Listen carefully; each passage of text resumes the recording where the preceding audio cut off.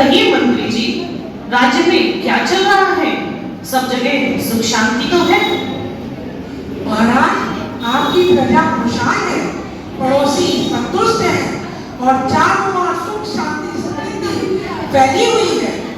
अरे, जिस राज्य का मंत्री आपके जैसा विद्वान हो, वहाँ तो खुशहाली होगी ही। आप ही का प्रताप है महाराज। अरे नहीं नहीं, पूरे राज्य में आपकी विद्वत्ता की चर्चा रहती है। आपके जैसा मंत्री मिलना तो हमारा परम सौभाग्य है। आपके चरण शरण में महाराज। मंत्री जी, कुछ समय से हमारे मन में कुछ शंकाएं उत्पन्न हो रही हैं। कुछ प्रश्न हैं जो हमारे मन में घूमते रहते हैं। हम उनका उत्तर खोज रहे हैं, परंतु हमें उनके उत्तर नहीं मिल रहे। हम चाहते हैं कि आप हमारे प्रश्नों का उत्तर दें। बताइए महाराज, आप अपने प्रश्न पूछिए। मैं यथासंभव कोशिश करूंगा कि उसका उत्तर चुटकियों में दे सकूं। वाह, पहला प्रश्न हम आपसे पूछते हैं। चित्र बना ना सकी, होली खेल ना सकी। बताइए, इस प्रश्न का उत्तर क्या आपके पास है? महाराज, बड़ा ही आसान सा प्रश्न है। चित्र बना ना सकी क्योंकि रंग नहीं था, और होली खेल ना सकी क्योंकि रंग नहीं था। वाह वाह, बहुत ही सुंदर। अगले प्रश्न का उत्तर बताएं। जहर खाया क्यों, ऊपर क्यों गई? इसका उत्तर तो बहुत ही सहज है महाराज। जिंदगी की उलझनों से परेशान उसे जीना नहीं था, इसलिए जहर खा लिया। और छत पे जाने के लिए जीना नहीं था, इसलिए छत पे चढ़ न सकी। एक बात आप ध्यान रखें, एक ही शब्द दो अर्थों में प्रयोग किया जा रहा है। ये मंत्री की बुद्धिमत्ता है कि किस तरह से वो राजा को अपने जवाब दे रहे हैं। हाँ जी। घर में देर और फकीर नाराज क्यों? ये तो और भी आसान उत्तर है महाराज। घर में अंधेरा इसलिए क्योंकि दिया नहीं था, और फकीर उदास इसलिए क्योंकि उसे दान दिया नहीं था। बहुत ही सुंदर। अरे मंत्री जी, आप तो हमारे प्रश्नों का उत्तर बड़ी आसानी से देते जा रहे हैं। चलिए अगले प्रश्न का उत्तर दें तो हम जाने। बताइए, मोती खराब क्यों, मछली मरी? इसका भी उत्तर बड़ा ही आसान है महाराज। मोती खराब इसलिए हुए क्योंकि पानी नहीं था, और मछली मर इसलिए गई क्योंकि पानी नहीं था। वाह वाह, अति उत्तम, बहुत ही सुंदर। आपकी परीक्षा अब थोड़ी कठिन होने जा रही है। चलिए अगले प्रश्न का उत्तर दीजिए। महल वीरान क्यों और प्रजा उदास क्यों? महाराज, महाराज की जय हो। महल वीरान इसलिए क्योंकि राजा नहीं था, और प्रजा उदास इसलिए क्योंकि राजा नहीं था। बहुत सुंदर, बहुत सुंदर। आपने हमारे प्रश्नों के उत्तर बहुत अच्छे से दिए, हम प्रसन्न हुए। परंतु अब आपकी असली परीक्षा है। अब आ रहा है हमारा अंतिम प्रश्न। यदि आप इसका उत्तर दें तो हम जाने। बताइए, क्या आप तैयार हैं? जी महाराज, प्रस्तुत करिए। तो बताइए, मनुष्य में चार अच्छाइयाँ कौन सी हैं और चार बुराइयाँ कौन सी हैं? यह तो बड़ा ही विलक्षण प्रश्न है महाराज। मैंने बहुत शास्त्र पढ़े हैं, मैंने अध्ययन किया है, परंतु ऐसा प्रश्न पहली बार सुन रहा हूं। बड़ा ही विचित्र प्रश्न है महाराज। अरे मंत्री जी, इतने बड़े राज्य के मंत्री होकर क्या आपको इतने छोटे से प्रश्न का उत्तर नहीं आ रहा? सोचिए, हमारे प्रश्न का उत्तर क्या होगा?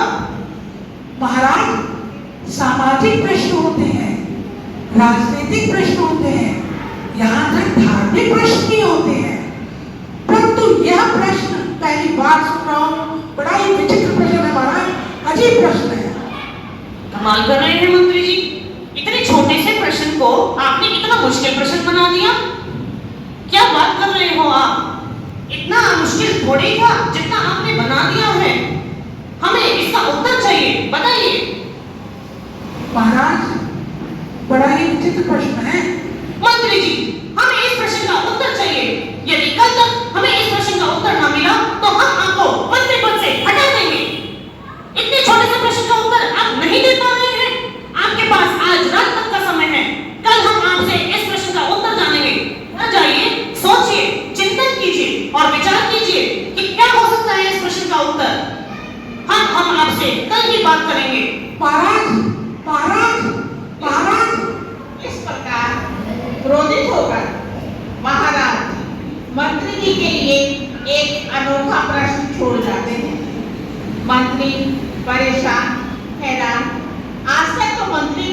बड़ी प्रशंसा राजा करते थे। हर बार बुद्धिमान बुद्धिमान कह करके उनको सम्मानित करते थे। लेकिन आज ये क्या, आज तो महाराज ने राज्य छोड़ने तक के लिए चेतावनी दे दी। बहुत ही परेशान। ऐसा क्या हो गया होगा राजमहल में? क्या परेशानी हो गई होगी? मुझे चलिए पूछना चाहिए पिताश्री से। पिताश्री, पिताश्री। हाँ पुत्री प्रज्ञा, क्या बात है? आज आप बहुत परेशान नजर आ रहे हैं। क्या कोई बात हो गई? राजमहल में कुछ हो गया, या आपका स्वास्थ्य ठीक नहीं है, या आपका कुछ हो गया? क्या बात हुई पिताश्री? पुत्री बहुत विडंबना है। महाराज ने मुझे अजीब उधेड़-बुन में फंसा दिया है। अरे कैसी उधेड़-बुन पिताजी? मुझे बताइए। महाराज ने मुझसे एक प्रश्न पूछा जिसका उत्तर मैं कल तक नहीं दे सका, तो मुझे मंत्री पद से निष्कासित कर देंगे। अरे ऐसा क्या प्रश्न है जो इतनी बड़ी बात हो गई कि आपको मंत्री पद से हटाने की बात कह दी? ऐसा कौन सा प्रश्न कर दिया उन्होंने? महाराज ने मुझसे पूछा, मनुष्य में 4 अच्छाइयाँ क्या होती हैं और 4 बुराइयाँ क्या होती हैं? 4 अच्छाइयाँ और 4 बुराइयाँ। पिताश्री, ये तो ऐसा प्रश्न नहीं था। आप तो इतने ज्ञानी हैं, आप तो इस प्रश्न का उत्तर बड़ी आसानी से दे सकते हैं। पुत्री, ये सामान्य प्रश्न नहीं है जिसका उत्तर कोई भी दे सके। ये रहस्यात्मक प्रश्न है। ठीक है पिताश्री, मुझे एक युक्ति सूझी है। उसके लिए आपको एक कार्य करना पड़ेगा। पुत्री, तुम इस प्रश्न का उत्तर दे पाओगी? हाँ पिताश्री, कल हम उन्हें अपने घर में इस प्रश्न का उत्तर दे देंगे। आपको तो सिर्फ इतना करना है, आप राजमहल जाइए और वहां पर महाराज को हमारे घर पर कल भोजन पे आमंत्रित कीजिए। पुत्री, मैं महाराज को भोजन पे जरूर आमंत्रित करूंगा, पर तुम इस प्रश्न का उत्तर दे पाओगी? हाँ पिताश्री, जरूर, क्यों नहीं। हम इस प्रश्न का उत्तर उन्हें कल दे देंगे। बस आपको एक छोटा सा कार्य और करना पड़ेगा। क्या? बताइए। आपको अपने महल के 8 कमरे बहुत ही अच्छी तरह से सजा देने होंगे, फिर हम संभाल लेंगे पिताश्री। आप चिंता ना करें। पुत्री, ठीक है, मैं तुम्हारे कहे अनुसार महल के 8 कक्षों की सजावट करवा देता हूँ और महाराज को कल आमंत्रित कर लेता हूँ। ठीक है पिताजी। इस प्रकार मंत्री की बेटी के कहने पर महल के 8 कमरे बहुत सुंदर तरीके से सजाते हैं।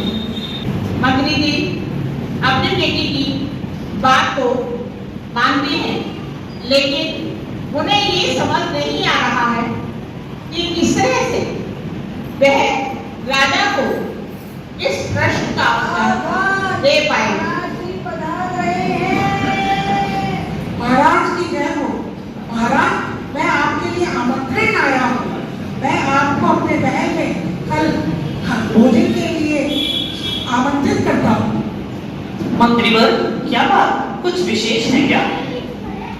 महाराज, बस आप पधारिए हमारे महल में और भोजन ग्रहण करिए। अच्छा, जब आप इतना आग्रह कर रहे हैं तो हम अवश्य आएंगे। आपके घर तो हम अवश्य आएंगे। ठीक है मंत्री जी। महाराज, आपके लिए मैं अपने 10 लक्षण पद में शाम को ही भोजन की व्यवस्था की है, क्योंकि आप 10 लक्षण पद चल रहे हैं और हमें पता है आप शुद्ध भोजन करते हैं। जरूर बनाइएगा महाराज। हाँ मंत्री जी, 10 लक्षण पद चल रहे हैं, हम रात्रि भोजन नहीं करते, ये तो आपको पता ही है। जी महाराज। चलिए कल मिलते हैं आपके महल में। जी महाराज। इस प्रकार मंत्री ने राजा को अपने महल में आमंत्रित किया। राजा ने भी मंत्री का आमंत्रण स्वीकार किया, लेकिन राजा सोच रहे हैं कि मैं क्या बात, हमें भोजन पे क्यों बुलाया, लेकिन बात मानी तो जाना ही होगा। अब राजा अपने मंत्री के साथ मंत्री जी के यहाँ पहुंचते हैं।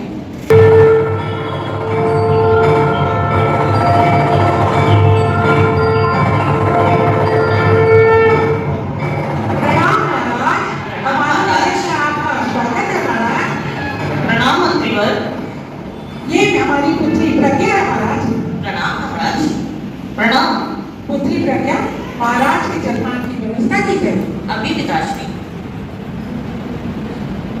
आप भी आसन ग्रहण करें। इस प्रकार पुत्री महाराज के लिए जलपान की व्यवस्था करने जा रही है। वार्ता होती है मंत्री और महाराज की। मंत्री जी, हम देख रहे हैं आपका महल तो अत्यंत सुंदर है। लगता है ये तो हमारे महल से भी बहुत सुंदर बनाया है। आप ही का प्रताप है महाराज। वाकई इसकी सुंदरता देखने लायक है। क्या आप हमें अपना महल नहीं घुमाएंगे? जी जरूर महाराज। आइए महाराज, हम आपको अपना महल का कक्षों का भ्रमण कराते हैं। आइए हाँ महाराज। हाँ, हम भी देखना चाहते हैं आपका महल कैसा दिखता है। आइए महाराज, ये हमारे महल का प्रथम तल है और देखिए ये हमारे महल का प्रथम कक्ष। अरे वाह, बहुत ही सुंदर कक्ष सजाए हैं आपने। ये क्या? ये कौन है? कौन है आप? मैं मंत्री जी की दासी हूँ। दासी? क्या नाम है आपका? मेरा नाम बुद्धि है, बुद्धि। अरे वाह, बुद्धि, बहुत ही सुंदर नाम है। कहाँ रहती हैं आप? मैं आप लोगों के अपने सबके दिमाग में रहती हूँ। वाह, बहुत ही सुंदर। बुद्धि तो वाकई सभी के दिमाग में रहती है। अत्यंत सुंदर। आइए महाराज, अब हमारे यहाँ महल के दूसरे कक्ष की ओर चलते हैं। ये हमारे महल का दूसरा कक्ष है। देखिए दूसरे कक्ष में क्या देखने को मिलता है। अरे मंत्री जी, आपके कक्ष तो बड़े विचित्र हैं। ये कौन है? कौन है आप? महाराज, मैं को मंत्री का दास हूँ। अच्छा, क्या नाम है आपका? मेरा नाम क्रोध है। क्रोध? बड़ा विचित्र है। बताइए, आप कहाँ रहते हैं? मैं सबके दिमाग में रहता हूँ। अच्छा, वाकई, लेकिन दिमाग में तो बुद्धि रहती थी ना? जब मैं आता हूँ तो अच्छों की बुद्धि खराब कर देता हूँ। मेरे आने के बाद पढ़े लिखे लोग भी अपने आवेश को खो देते हैं। हा हा हा हा हा। बहुत सुंदर, बहुत सुंदर। मंत्री जी, बहुत ही बढ़िया। अगला कक्ष दिखाइए। आइए महाराज, ये देखिए हमारा तीसरा कक्ष। अरे, ये कौन है? कौन है आप? मैं मंत्री की दासी हूँ। दासी? आपका क्या नाम है? मेरा नाम शरण है। अच्छा, तो बताइए, आप कहाँ रहती हैं? मैं सबकी आंखों में रहती हूँ। हाँ, शर्म तो वाकई आंखों में रहती है। बहुत ही सुंदर। मंत्री जी, बहुत बढ़िया। आइए महाराज, अब मैं अपने यहाँ का चौथा कक्ष दिखाता हूँ। हाँ, आइए महाराज, ये हमारे महल का चौथा कक्ष। अरे, ये कौन है? महाराज की जय हो। जय हो। बताइए, आप कौन हैं? महाराज, मैं मंत्री का दास हूँ। अच्छा, आपका क्या नाम है? महाराज, मेरा नाम नीलज है, नीलज। वाकई निर्लज? जी महाराज। अच्छा बताइए निर्लज जी, आप कहाँ रहते हैं?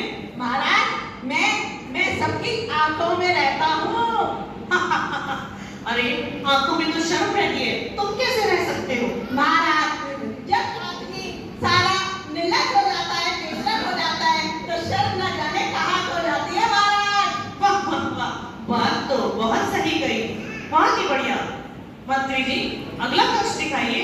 आइए पुत्री, महाराज को भ्रमण कराइए। महाराज, ये हमारा महल का अगला कमरा है। अच्छा, ये कौन है? कौन है आप?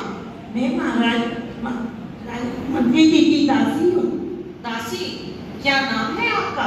मेरा नाम दया है। दया? आप बताइए, आप कहाँ रहती हैं? मैं सबके हृदय में रहती हूँ। अच्छा, हृदय में? बहुत ही सुंदर। वाह, वाकई हृदय में तो दया ही होनी चाहिए। बहुत बढ़िया। पुत्री, हमें अगला कक्ष दिखाएं। आइए महाराज, ये हमारे महल का अगला कक्ष है। अरे, ये कौन है? मैं मंत्री का दास हूँ। दास? क्या नाम है तुम्हारा? मेरा नाम पाप है, पाप। पाप? हो, कहाँ रहते हो तुम? मैं लोगों के हृदय में रहता हूँ। अरे, हृदय में तो दया रहती है ना? सबके हृदय में दया ही तो वास करती है, फिर पाप कहाँ से आया? अरे, दया जब चली जाती है तो पाप बढ़ जाता है। हाँ, सही है। बहुत ही बढ़िया। मंत्री जी, अगला कक्ष। आइए महाराज, हमारे महल का अगला कक्ष देखिए। आइए महाराज। हाँ, ये कौन है? मैं मंत्री का दास हूँ। अच्छा, बताइए आपका क्या नाम है? मेरा नाम ताकत है, ताकत। हाँ, वाकई। आप कहाँ रहते हैं मैं बताइए। इन सबके शरीर में रहता हूँ। अवश्य, शरीर तो तंदुरुस्त होना ही चाहिए। ताकत सभी के शरीर में वास करती है। बहुत बढ़िया। महाराज, ये हमारे महल का अगला कमरा है। अरे, ये कौन है? बताइए, कौन है आप? मैं मंत्री का दास हूँ जनाब। दास? हाँ जनाब। क्या नाम है आपका? मेरा नाम बुढ़ापा है, बुढ़ापा। बुढ़ापा? आप कहाँ रहते हैं? महाराज, मैं सबके शरीरों में रहता हूँ। अरे, शरीर में तो ताकत वास करती है ना?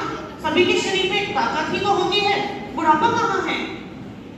महाराज, पहले मेरे शरीर में भी ताकत थी, लेकिन अब पता नहीं कहाँ चली गई। वही हड्डी, वही बात, लेकिन ताकत तो कहीं चली गई। महाराज, मेरे से ना तो चला जाता है, ना मेरे से कोई काम आता है महाराज। ये बुढ़ापा, ये बुढ़ापा। वाह वाह, बहुत ही सही। आपके सारे कमरे तो बहुत ही सुंदर हैं। मंत्री जी, हम अति प्रसन्न हुए। आपने वाकई बहुत ही श्रेष्ठ महल बनवाया है। सभी कक्ष इतने सुंदर तरीके से सजाए हैं। हम अति प्रसन्न हुए। धन्यवाद महाराज। आइए, अब भोजन करिए। चलिए महाराज। बताइए। कोई बात नहीं, हम समझाते हैं अभी आपको पिताश्री। इस प्रकार मंत्री बताती है कि पहले प्रश्न का क्या उत्तर है, अच्छाइयों का क्या उत्तर है। राजा संतुष्ट नहीं है। वो चाह रहे हैं कि मेरे प्रश्न के उत्तर अभी मुझे प्राप्त नहीं हुए, लेकिन पुत्री उस समस्या का समाधान कर रही है। पुत्री, हमें हमारे प्रश्नों का उत्तर दें।